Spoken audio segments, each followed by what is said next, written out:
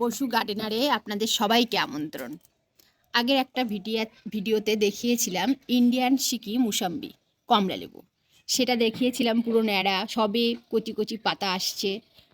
আজকে দেখাবো একটা কলকাতা পাতিলেবু।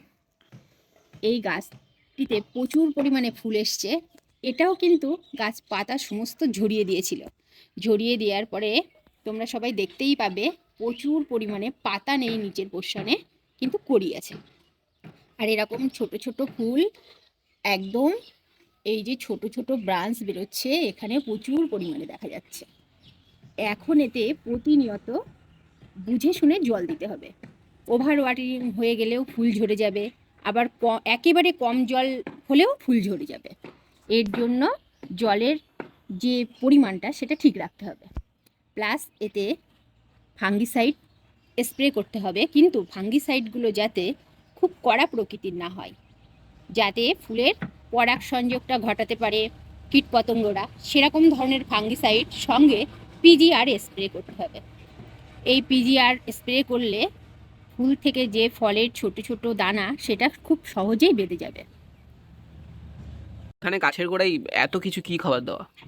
গাছের গোড়ায় খাবার দেয়া আছে, যেহেতু ফুল এসেছে, অনেক দিন গাছ কোনো খাবার পায়নি, সঠিক পরিমাণ জল পায়নি, এই জন্য এই কড়িগুলোকে রাখার জন্য গাছের শক্তির প্রয়োজন।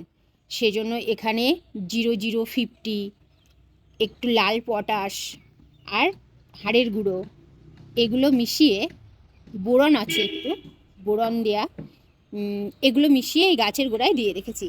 আর এই যে পেঁয়াজের খোসা, কলার খোসা, আমি খুব একটা কীটনাশক ব্যবহার করি না, সেই জন্য এগুলো দিলে প্রচুর পরিমাণে।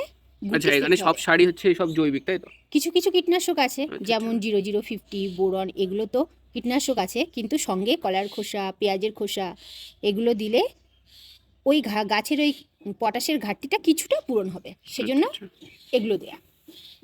গাছের পরিচর্যার বিষয়ে জানতে আমার চ্যানেলটিকে সাবস্ক্রাইব করুন।